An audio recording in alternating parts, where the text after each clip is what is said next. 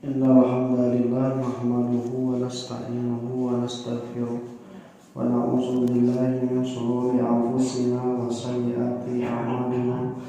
May yahdihillahu fala mudilla lahu wa may yudlilhu fala hadiya lahu.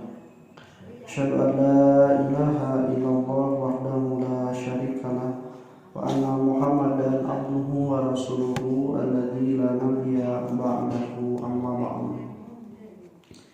Ikhwatul iman rahimakumullah, di ayat ke-21 kemarin kita sudah membahas tentang orang-orang kafir yang membunuh para nabi dan juga para pelanjut dakwah nabi dari kalangan Yahudi dan Nasrani, yang mereka itu melakukan perbuatan itu didasari dengan kedengkian pada Nabi Muhammad SAW dan kedengkian terhadap ayat-ayat Allah Subhanahu wa Ta'ala.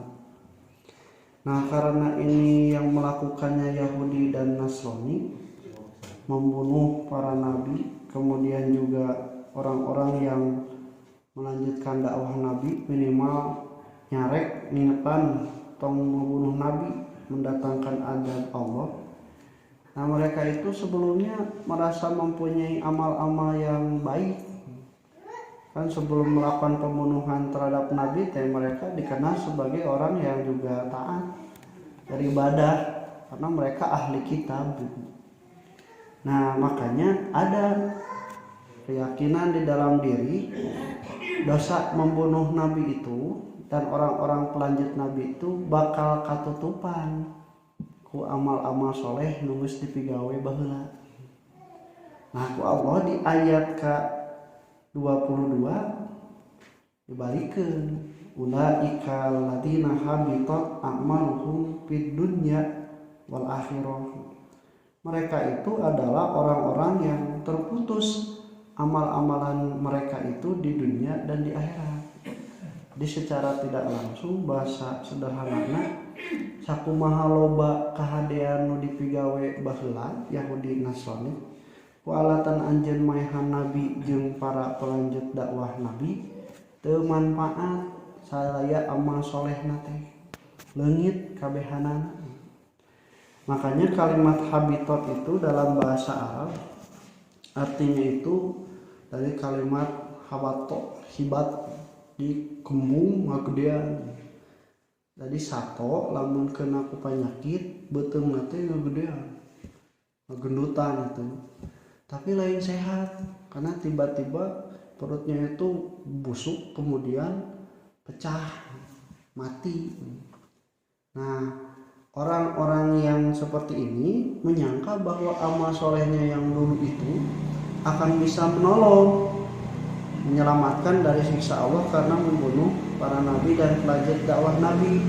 Tapi tiba-tiba kata Allah Subhanahu wa Ta'ala itu sama sekali tidak bermanfaat.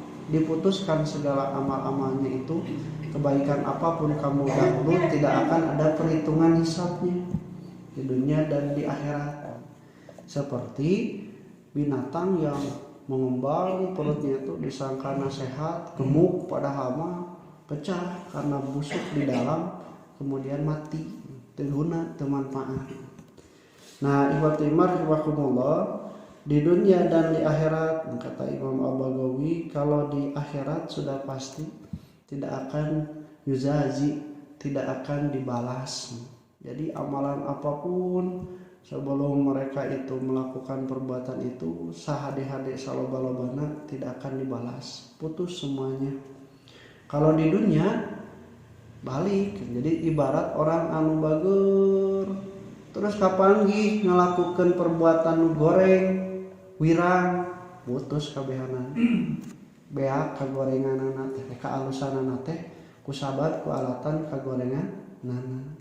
Jadi sanajan osok ibadah ahli ibadah kapanggih we ternyata korupsi tah beak eta teh di dunia mah teu kaanggap teu kaaku.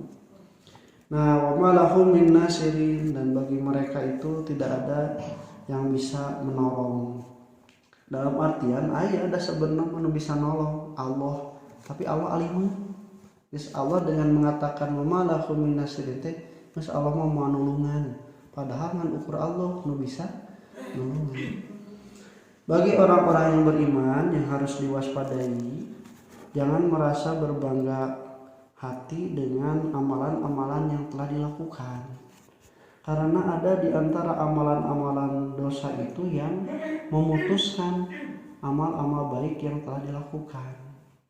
Seperti yang sudah jelas musyrik, kita pasti bakal menghilangkan semua amal-amal yang telah dilakukan sebelumnya.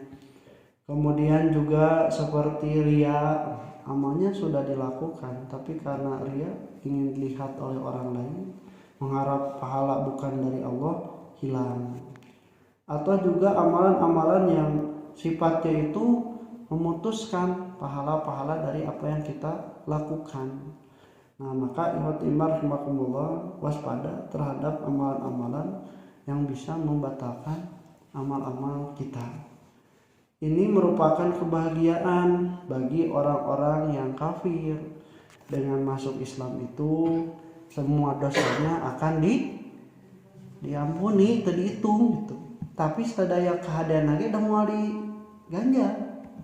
Karena dia melakukan kebaikan itu dalam keadaan tidak beriman pada Allah, mau diganjar. Per orang-orang anu kafir mah ya. Tapi dosana justru mau dimalas. Justru sebaliknya, hariwang kerja zaman iman mah amalan-amalan yang banyak yang sudah dilakukan, jangan sampai tiba-tiba habitat terputus. Musyrik dengan yang amal-amal rinciannya seperti ria dalam sholat, ria dalam sedekah, ria dalam ilmu dan amal, itu habitat. Cuman memang itu per amal. Tapi kalau musyrik itu semuanya. Makanya kalau orang yang murtad itu sebanyak apapun dari dia kecil sampai dia dewasa kemudian murtad, amalnya tidak akan dihitung. Mau balik deui misalnya murtad balik deui ke Islam, itu amal yang awal sebelum murtad tidak akan dihitung sebagai suatu amal soleh. Nol deui weh. Kayak bensin dimulai dari nol. Insyaallah kita lanjutkan. Qul qali hada wassalamualaikum warahmatullahi wabarakatuh.